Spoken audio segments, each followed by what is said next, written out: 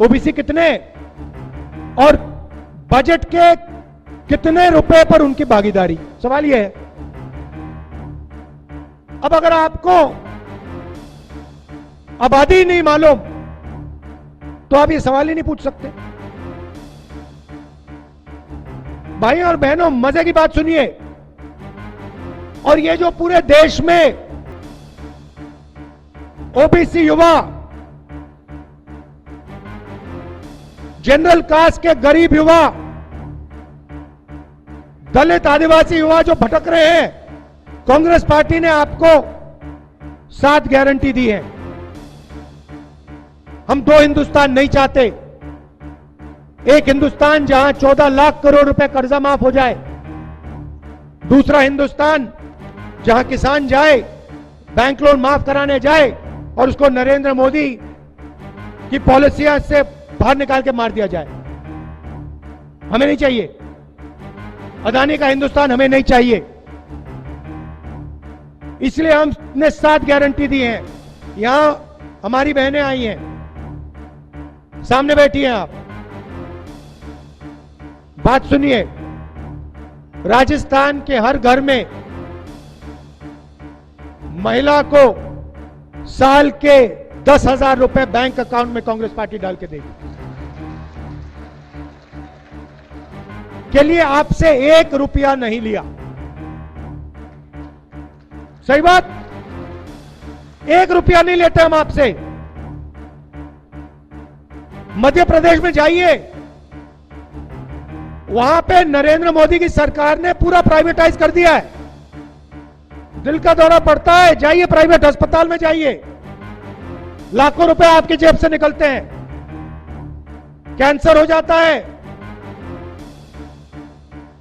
इलाज के लिए लाखों रुपए प्राइवेट हाथों में चले जाते हैं। हमने 1 रुपया नहीं लिया।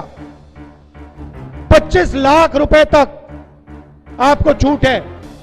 मैंने अशोक गहलोत जी से कहा कि भैया ये 25 लाख कम है, इसको ज्यादा करिए।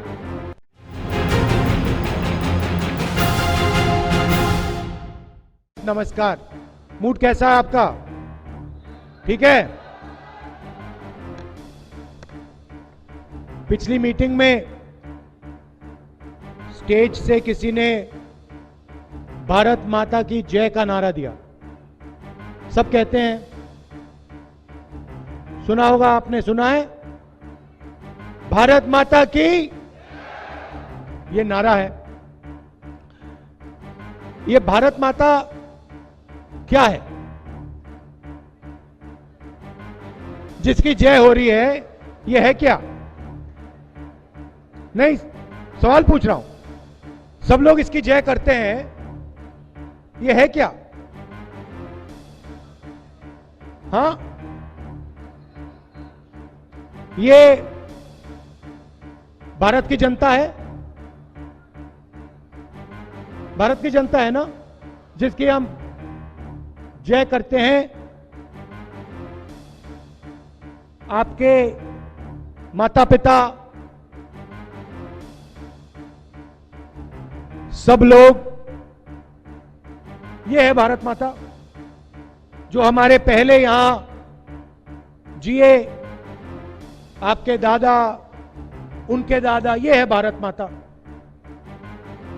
अब सवाल है जो मैंने पार्लियामेंट में पूछा कि मुझे पता लगाना है कि ये भारत माता में कौन कौन लोग हैं। इसमें ओबीसी कितने, इसमें दलित कितने, इसमें आदिवासी कितने, इसमें जनरल कास्ट के गरीब लोग कितने। हम 24 घंटा राजनीतिक बात करते हैं, भारत माता की जय बोलते हैं, मगर हम ये पता नहीं लगाना चाहते, मोदी जी ये पता नहीं लगाना चाहते कि इस देश में पिछड़े लोग कितने हैं। मैंने पार्लियामेंट हाउस में जाति जनगणना का सवाल उठाया। मैंने कहा कि देखिए, अगर हम सचमुच में भारत माता की जय करना चाहते हैं तो हमें सबसे पहले पता लगाना पड़ेगा इस देश में किसकी कितनी आबादी है। सही बात है, गलत है? अगर हमें यही नहीं मालूम कि इस देश में दलित कितने, आदिवासी कितने, पिछड़े लोग कितने, तो भारत माता में जो शक्ति होनी चाहिए, जब हम नारा बोलते हैं भारत माता की जय, वो शक्ति नहीं होगी। उस दिन के बाद नरेंद्र मोदी जी ने अपना भाषण बदल दिया। जैसे मैंने कहा कि भैया जाति जनगणना करनी है, नरेंद्र मोदी जी के सब भाषण बदल गए। आपको याद होगा, पहले नरेंद्र मोदी जी हर भाषण में कहते थे मैं ओबीसी हूं। याद है? याद है? हर भाषण में मैं ओबीसी, मैं ओबीसी। और जिस दिन मैंने कहा नरेंद्र मोदी जी, पार्लियामेंट में कहा, नरेंद्र मोदी जी एक काम करिए, आपने पूरी दुनिया को बता दिया आप ओबीसी हो, अब पता लगाते हैं हिंदुस्तान में ओबीसी कितने हैं। उस दिन के बाद नरेंद्र मोदी ने नया भाषण शुरू किया। कहते हैं भाइयों और बहनों, हिंदुस्तान में कोई जात नहीं है। अच्छा, हिंदुस्तान में भाइयों बहनों कोई जात नहीं है, सिर्फ गरीब है। अच्छा, तो पूरे हिंदुस्तान में कोई जात नहीं और आप ओबीसी के?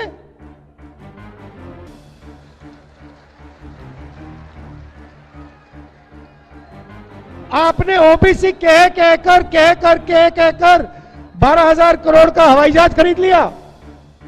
हर रोज नए कपड़े पहनते हो, मतलब दिन में आपको दिखेगा 3 बार नरेंद्र मोदी जी कपड़े बदल देते हैं, 12 करोड़ की गाड़ी में घूमते हैं। और जब सैनिक सम्मान पे आऊंगा, और जब हिंदुस्तान का युवा, चाहे वो ओबीसी हो, दलित हो, आदिवासी हो, वो कहता है भैया हमें अपनी जनसंख्या पता लगानी है। आप कहते हो देश में जाति नहीं है। जब पिछड़ों को रोजगार नहीं मिलता तो आप नहीं कहते थे कि जात नहीं है। जब दलितों को पीटा जाता है तो आप नहीं कहते जात नहीं है। आदिवासी का अपमान होता है तब आप नहीं कहते जात नहीं है। मगर जिस दिन हमने सवाल पूछा, कहा कि भैया बताओ कितने हैं, ओबीसी कितने, उस दिन जात नहीं। उस दिन हिंदुस्तान में सिर्फ गरीब बचे हैं। सिर्फ नरेंद्र मोदी एक ओबीसी है और कोई नहीं है, अकेला खड़ा है। अब आपके दिमाग में सवाल आया होगा कि भैया कितनी जाति है, कितने लोग हैं, कितनी आबादी है, उससे क्या फर्क पड़ता है? हमें तो मालूम है, हम ओबीसी हैं, हम आदिवासी हैं, हम दलित हैं। मैं आपको बताता हूं, आप किसी भी बच्चे से पूछो, 10 साल का बच्चा, उससे पूछो बेटा क्या करना चाहते हो, वो आपको कहेगा मैं आईएएस में काम करना चाहता हूं। सही या गलत? 90% में कन्याकुमारी से कश्मीर तक चला हूं, हजारों युवाओं से मैंने बात की, बच्चों से बात की, क्या करना चाहते हो? मैं आईएएस में जाना चाहता हूं। क्यों? क्योंकि देश को आईएएस के अफसर चलाते हैं। आप गलतफहमी में मत रहो। आप ये मत सोचो कि देश को एमएलए चलाता है, एमपी चलाता है। बीजेपी के एमपी से बात करो, आपको बताएंगे भैया हमारी यहां मूर्ति बना रखी है, हमारे पास कुछ है नहीं, हम यहां पे देखते रहते हैं। देश चलाता है नरेंद्र मोदी 90 अफसरों के साथ। मतलब 90 अफसर आईएएस के अफसर, secretary to government of India देश को चलाते हैं। अब सवाल यह है, अगर ओबीसी की आबादी 50% तो 90 में से ओबीसी कितने? अगर आदिवासियों की आबादी 12% तो 90 अफसरों में से आदिवासी कितने? अगर दलितों की आबादी 15% तो 90 में से कितने दलित? और अगला सवाल, अगर 100 रुपए का बजट है जिसको ये 90 अफसर बांटते हैं, तो 90 में से ओबीसी कितने और बजट के कितने रुपए पर उनकी भागीदारी? सवाल यह है। अब अगर आपको आबादी नहीं मालूम तो आप ये सवाल ही नहीं पूछ सकते। भाई और बहनों, मजे की बात सुनिए, और ये जो पूरे देश में ओबीसी युवा, जनरल कास्ट के गरीब युवा, दलित आदिवासी युवा जो भटक रहे हैं, 24 घंटा रोजगार ढूंढ रहे हैं, इसका कारण सुनिए। भाइयों और बहनों, मैं आपको गारंटी करके नहीं कह सकता हूं ओबीसी की कितनी आबादी है। मुझे मालूम है तकरीबन 50% है, मगर किसी को नहीं मालूम सच्ची आबादी क्या है। मगर मैं आपको यह बता सकता हूं कि 90 अफसर में से जिसकी कम से कम 50% आबादी है, 90 में से 3 अफसर पिछड़े वर्ग के हैं। समझिए, आपकी आबादी कम से कम 50%, 90 में से 3 ओबीसी, 90 में से 3 दलित और 90 में से 1 आदिवासी। 90 में से 1 आदिवासी, और ये कर क्या रहे हैं ये भी समझिए। ये मत सोचिए कि ये कभी कोई बड़े विभाग को लिए बैठे हैं, इनको कोने में बैठा रखा है। भाइयों और बहनों, अगर हिंदुस्तान की सरकार बजट में 100 रुपए का निर्णय लेती है तो पिछड़े लोग उसमें से 5 रुपए का निर्णय लेते हैं। 50% आबादी, बजट पे 5% कब्जा, और 90 में से 3। इसलिए इस देश के लिए सबसे जरूरी काम जाति जनगणना।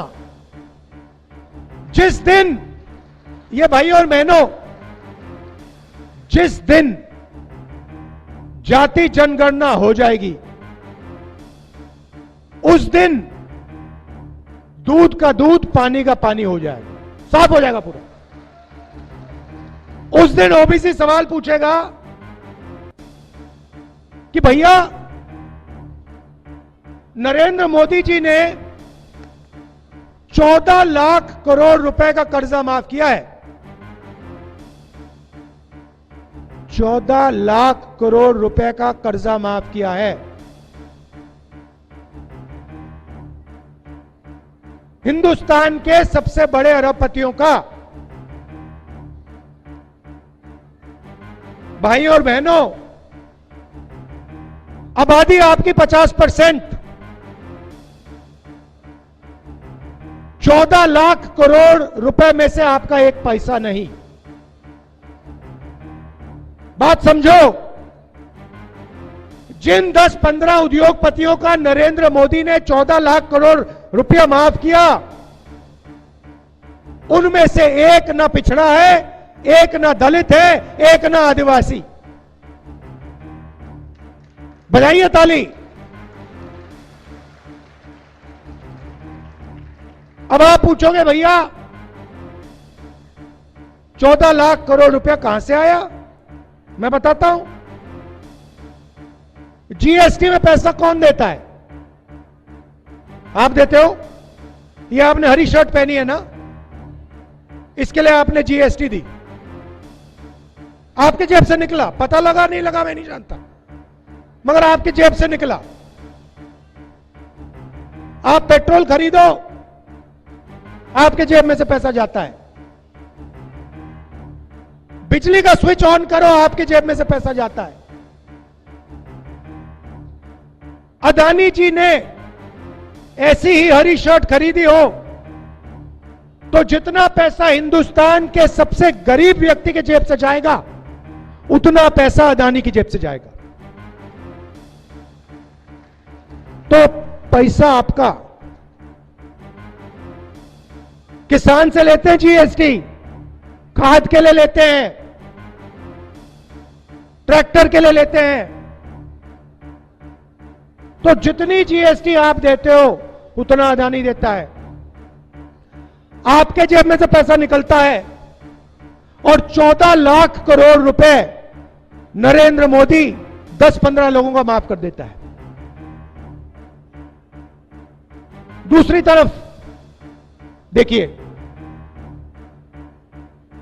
कांग्रेस पार्टी ने राजस्थान में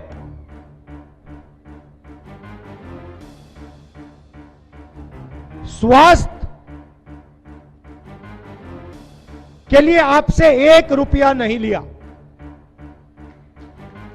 सही बात, 1 रुपया नहीं लेते हम आपसे। मध्य प्रदेश में जाइए, वहां पे नरेंद्र मोदी की सरकार ने पूरा प्राइवेटाइज कर दिया है। दिल का दौरा पड़ता है, जाइए प्राइवेट अस्पताल में जाइए, लाखों रुपए आपकी जेब से निकलते हैं। कैंसर हो जाता है, इलाज के लिए लाखों रुपए प्राइवेट हाथों में चले जाते हैं। हमने 1 रुपया नहीं लिया। 25 लाख रुपए तक आपको छूट है। मैंने अशोक गहलोत जी से कहा कि भैया ये 25 लाख कम है, इसको ज्यादा करिए।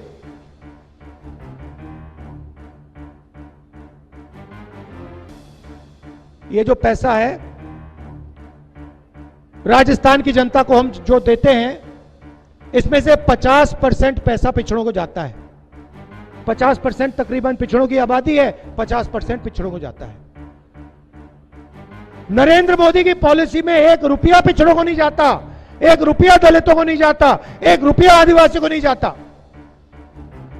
हमारी पॉलिसी चाहे मनरेगा हो, चाहे किसान कर्जा माफी हो, चाहे भोजन का अधिकार हो, जमीन अधिकरण बिल हो, हमारा पैसा 50% ओबीसी कम से कम। और वो कहते हैं कि भैया हम ओबीसी की सरकार चलाते हैं। यहां आदिवासी बैठे हैं, नया शब्द लाए हैं, हम आपको आदिवासी कहते हैं। हम आपको आदिवासी कहते हैं, वो आपको वनवासी कहते हैं। शब्द में बहुत फर्क है। आदिवासी का मतलब वो लोग जो इस जमीन के पहले मालिक हैं। बहुत गहरी बात है, शब्दों के अंदर बहुत चीजें छुपी होती हैं। वो लोग जो इस जमीन के पहले और असली मालिक हैं। मतलब इस जमीन का अधिकार, जंगल का अधिकार, जल का अधिकार आदिवासियों को मिलना चाहिए। जो उनका हक है उनको वापस मिलना चाहिए। यह है आदिवासी शब्द का मतलब अगर आदिवासियों के बच्चे इंजीनियर बनना चाहते हैं, डॉक्टर बनना चाहते हैं, बड़ी से बड़ी कंपनी चलाना चाहते हैं, व्यापार करना चाहते हैं, तो उनकी पूरी मदद होनी चाहिए और उनका हक बनता है। नरेंद्र मोदी जी नया शब्द लाए, वनवासी। वनवासी का मतलब वो लोग जो जंगल में रहते हैं। पता नहीं आपने देखा नहीं देखा, बीजेपी का एक मंत्री है, एक एमएलए है, सॉरी, मध्य प्रदेश में, उसका वीडियो वायरल हुआ। आदिवासी पर वो पेशाब कर रहा है। देखा आपने? देखा है? बीजेपी का नेता आदिवासी युवा पर, जिसको वो वनवासी कहते हैं, उस पर पेशाब कर रहा है और उसका मित्र वीडियो ले रहा है और पूरे देश में उसको वायरल कर रहे हैं। राजस्थान के लोगों ने देखा उसको, गुजरात के लोगों ने देखा उसको। यह है उनकी सोच। आपने कभी किसी बीजेपी नेता को जानवर पर पेशाब करते हुए देखा है? नहीं। कभी आपको बीजेपी का नेता जानवर पर पेशाब करते हुए कभी नहीं दिखेगा, मगर आदिवासी पर पेशाब करते हुए दिखेगा।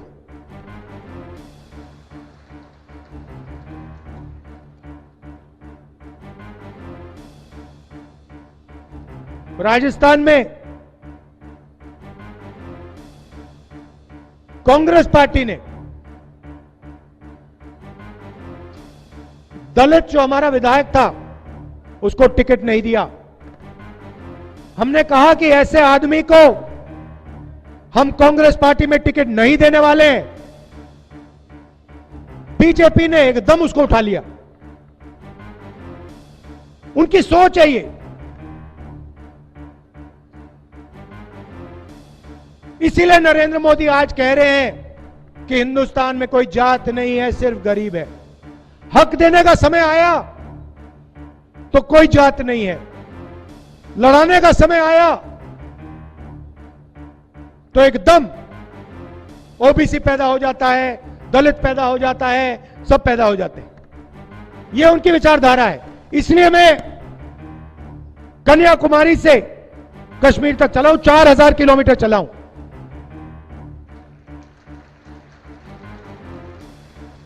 कांग्रेस पार्टी ने आपको 7 गारंटी दी है। हम 2 हिंदुस्तान नहीं चाहते। एक हिंदुस्तान जहां 14 लाख करोड़ रुपए कर्जा माफ हो जाए, दूसरा हिंदुस्तान जहां किसान जाए, बैंक लोन माफ कराने जाए और उसको नरेंद्र मोदी की पॉलिसियां से बाहर निकाल के मार दिया जाए। हमें नहीं चाहिए।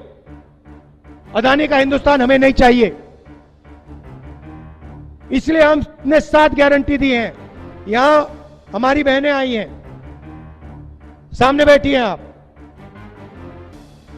बात सुनिए। राजस्थान के हर घर में महिला को साल के 10,000 रुपए बैंक अकाउंट में कांग्रेस पार्टी डाल के देगी।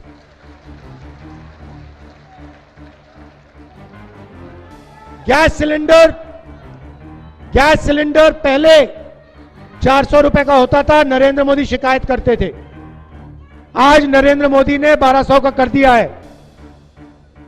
छत्तीसगढ़ में हमने 500 का करा है, कर्नाटक में हमने 500 का किया है। पता लगाना है, पूछ लीजिए। राजस्थान में चुनाव के एकदम बाद कांग्रेस पार्टी की सरकार बनेगी, 500 रुपए का आपका सिलेंडर हो जाएगा। इंग्लिश स्कूल का हमने पूरे राजस्थान में जाल बिछाया है और फ्री लैपटॉप, सरकारी कॉलेज के स्टूडेंट्स को हम फ्री लैपटॉप देते हैं। और शायद सबसे बड़ा काम, नरेंद्र मोदी जी ने जो पुराना पेंशन स्कीम था उसको रद्द किया। आपके जेब में से पैसा निकाला, हमने उसको फिर से राजस्थान में लागू कर दिया है।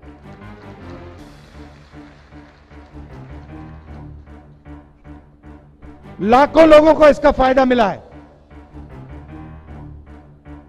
भाइयों और बहनों, यहां पे नरेंद्र मोदी जी ने स्वयं आपसे कनाल का वायदा किया था नहीं किया था? ईआरसीपी का वायदा किया था कि नेशनल प्रोजेक्ट बनाएंगे, किया था? बन गया नेशनल प्रोजेक्ट? मिल गया आपको? नहीं। जैसे उन्होंने 15 लाख का वायदा किया, मिल गया 15 लाख? कोविड के समय लोग मर रहे थे, ऑक्सीजन नहीं था, दवाई नहीं थी। नरेंद्र मोदी जी कहते हैं, भाई और बहनों थाली बजाओ, आंख के सामने लाशें पड़ी हैं, लोगों को नरेंद्र मोदी साथ नचा रहा है, कोविड को फैला रहा है और कह रहा है ताली बजाओ। और उनकी मीडिया, अदानी की मीडिया पीछे से वाह वाह वाह वाह वाह वाह वाह वाह वाह वाह वाह वाह, मजा आ गया, मजा आ गया, मजा आ गया। उसके बाद कहता है लाइट जलाओ, मोबाइल फोन की लाइट जलाओ, मीडिया कहता है ताली बजा रहा है, शाबाश शाबाश, मजा आ गया, मजा आ गया। वहां पे लोग मर रहे हैं, लाशों का ढेर सामने पड़ा है, गंगा मां में भर गए, लाखों लाशें दिख रही हैं, टीवी वाले नहीं दिखा रहे। अदानी जी का लाखों करोड़ रुपए कर्जा माफ किया है, टीवी अदानी का है, किसानों का नहीं है, मजदूरों का नहीं है, छोटे दुकानदारों का नहीं है। तो उनकी बातों में मत आइए।